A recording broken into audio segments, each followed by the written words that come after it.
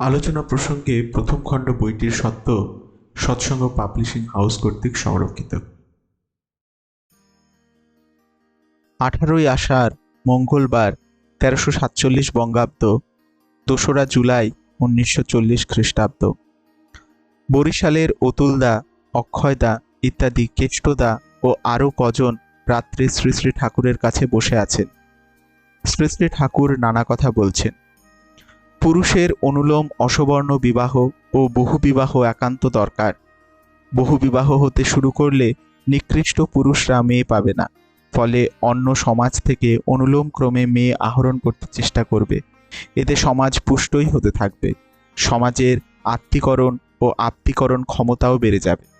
একটু পরে আবার বললেন, হজরত যিশু, হজরত মোহাম্মদ আমাদেরও প্রফেট। আর্যধারা যদি জীবন্ত থাকতো তাহলে হজরত যিশু, হজরত মোহাম্মদ হয়তো একাদশ অবতার, দ্বাদশ অবতার বলে পরিগণিত হতেন। অ্যান্টি বাইবেলিজম, অ্যান্টি কোরআনিজম, অ্যান্টি ভেদিজমের বিরুদ্ধে দাঁড়িয়ে তার নিরাকরণ করতে হবে।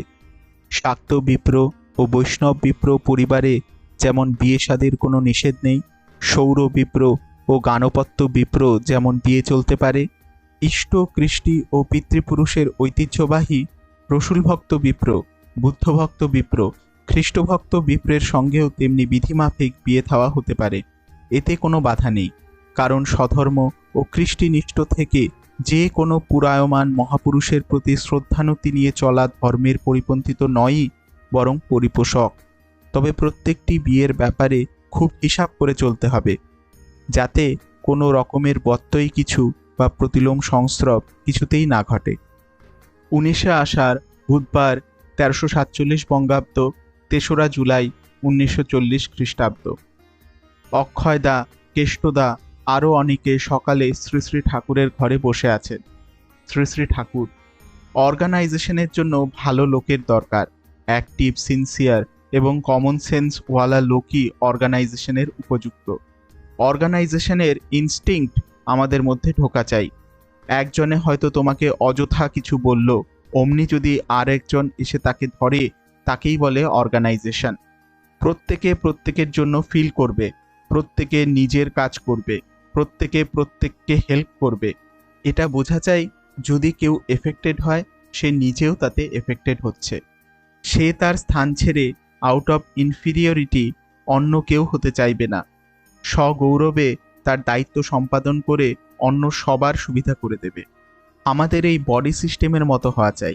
চোখ চোখই থাকে, চোখ কখনো কান হতে চায় না, কানও চোখ হতে চায় না।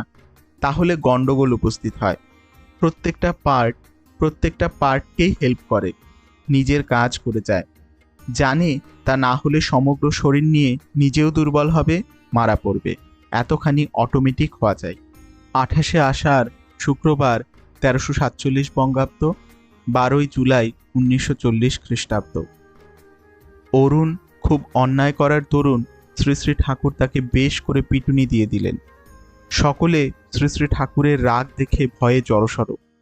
পরক্ষণেই শ্রী শ্রী ঠাকুরের শান্ত সৌম্য ভাব ফিরে আসলো। তখন তাকে দেখে আর বোঝার জো নেই যে একটু আগেই তিনি রুদ্রমূর্তি ধারণ করেছিলেন। রাধারমণদা এলেন। শ্রী শ্রী ঠাকুর বারবার বলতে লাগলেন, মা বাপের ওপরই সব কিছু নির্ভর করে। যখন শাসন করার দরকার তখন শাসন করে না, যখন নিজের অসুবিধা হয়, নিজে বিরক্ত হয়, তখন সহ্য করতে না পেরে রাগের বশে অযথা শাসন করে। আমরা ছেলেপেলের মঙ্গল চাই না। বাপ ছেলেপেলেকে শাসন করলে মা হয়তো তাকে গালাগালি দেয়, তারপর ছেলের সামনেই হয়তো বাবা মাকে মারতে চায়, মা বাবাকে গালাগালি দেয়। ওই রকম আবহাওয়ায় ছেলেপেলে কি ভালো হতে পারে? ভবিষ্যৎ ঝরঝরে হয়ে যায়। লেখাপড়া হোক বা না হোক, ছেলের অভ্যাস ব্যবহার ঝোঁকটা ঠিক করে দিতে পারলেই হলো। 4-5 বছরের মধ্যে এটা ঠিক করে দিতে হয়। যত বেশি বয়স হয় ততই অসুবিধে। 4-5 বছরের মধ্যে না হলে 8-10 বছর, তা না হলে 12-14 বছরের মধ্যে ঠিক করতে হয়। এরপর আর হয়ে ওঠে না। গার্জিয়ান, মা বাপ যদি ছেলে তৈরি করে না দেয়, কোনো মাস্টারে কিছু করতে পারে না। পরে সন্ধ্যাবেলায় একটা ছড়া দিলেন। ছড়াটা সেই ছেলেটির জন্য দিয়েছেন সে কথাও পরে বললেন। কেমনভাবে তাকে মানুষ করে গড়ে তোলা যায়। তার মা বাবার সঙ্গে সেই বিষয়ে কত আলাপ আলোচনা করতে লাগলেন। তারপর কেষ্টদার কাছে ছেলেটির ভার দিলেন। আমাদের মানুষ করে তুলবার জন্য তার কত না দরদ, কত না চিন্তা। এক ভদ্রলোক শ্রী শ্রী ঠাকুরকে জিজ্ঞাসা করলেন, যারা ঠিক মতো চলে না তাদের আপনি স্থান দেন কেন? শ্রী শ্রী ঠাকুর, ওরা হলো ফলেন সান, আর আমি হলাম তাদের ফুলিশ ফাদার। ভাবি একদিন না একদিন ওরা যদি মানুষ হয়, ফিরে দাঁড়ায়। 29শে আষাঢ় শনিবার 1347 বঙ্গাব্দ, 13ই জুলাই 1940 খ্রিস্টাব্দ। শ্রী শ্রী ঠাকুরের কাছে কেষ্টদা শ্রী শ্রী ঠাকুর কথিত কতকগুলি ছড়া পড়ছিলেন। শ্রী শ্রী ঠাকুর একটা ছড়ার ব্যাখ্যা প্রসঙ্গে বললেন, কারো আদ্রোহ প্রতিষ্ঠা হলে সে শত্রুদের মধ্যে সহজেই মিল করতে পারে।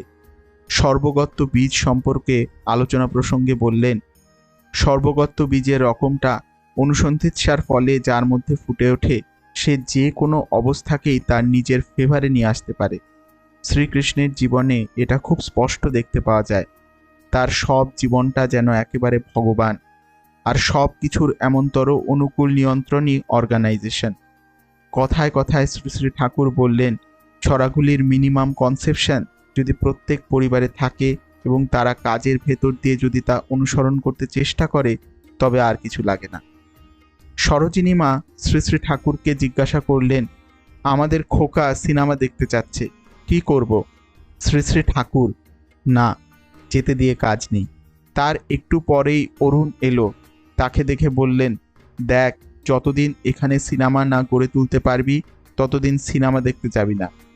কেষ্টদা কিংবা তোর মা যদি নিয়ে যেতে চায়, না গেলে দুঃখিত হয়, তখন ছাড়া। অরুণও খুশি হয়ে রাজি হলো। শ্রী শ্রী ঠাকুর কেষ্টদাকে বললেন, ওকে সদাচারগুলি শেখাবেন, সন্ধ্যাটাও যেন রীতিমতো করে। 31শে আষাঢ় সোমবার 1347 বঙ্গাব্দ, 15ই জুলাই 1940 খ্রিস্টাব্দ। শ্রী শ্রী ঠাকুর বিকালে তাসুতে বসে হাসতে হাসতে বলছিলেন, ছড়াগুলির হয়তো কত আদর হবে, স্কুলের পাঠ্য হবে, এর কত ব্যাখ্যা হবে, আবার জন্মগ্রহণ করলে সেগুলি পড়তে হবে, হয়তো ব্যাখ্যা বুঝতে পারবো না, মার খেতে হবে মাস্টারের কাছে, সেই জন্যই কি এগুলি লিখছি। কেষ্টদা মনুসংহিতা থেকে শ্রী শ্রী ঠাকুরকে পড়ে শোনাচ্ছিলেন। স্ত্রী, আয় ব্যয় সমস্ত বিষয়ে দায়িত্ব গ্রহণ করবে। শ্রী শ্রী ঠাকুর বলতে লাগলেন, বউ হওয়া কি সোজা কথা? সুধা এদিক থেকে অনেকখানি। রুক্মিণীর কথা শুনেছি, সে নাকি এমনভাবে সব ঠিক করে রাখত যে কেষ্ট ঠাকুরের কিছু ভাবতেই হতো না। জোসেফিনও শুনেছি যুদ্ধের জন্য ফান্ডস পর্যন্ত কালেক্ট করত। পরে কথায় কথায় কেষ্টদা জিজ্ঞাসা করলেন, আপনি তো এক্সপিরিয়েন্স থেকে সব কথা বলেন, কিন্তু এত কি করে মনে থাকে? শ্রী শ্রী ঠাকুর, মনে কি আর থাকে? মনে পড়ে, লাইন বাঁধা আছে, একটার সঙ্গে সঙ্গে তার সব কথা এসে পড়ে। সব বোধ করা কিনা, এ তো ফ্যাক্ট, তাই একে বিজ্ঞান বলে। এর একটা কথার গন্ডগোল হয়ে গেলে সব গন্ডগোল হয়ে যাবে। যা যা নিয়ে একটা কিছু হয়, অন্যান্য সবটার সঙ্গে সামঞ্জস্য রেখে মাই মেকানিজম শুদ্ধ মোটোগুলিতে দেওয়া হয়েছে। এ সত্ত্বেও যতদূর পারি সহজ করতে চেষ্টা করেছি বারবার। সন্ধ্যাবেলায় প্রফুল্লকে ডেকে বললেন, দুটো জিনিস, আইডিয়াল ও অজেনেসিস ঠিক থাকলে ব্যালেন্স ঠিক থাকে।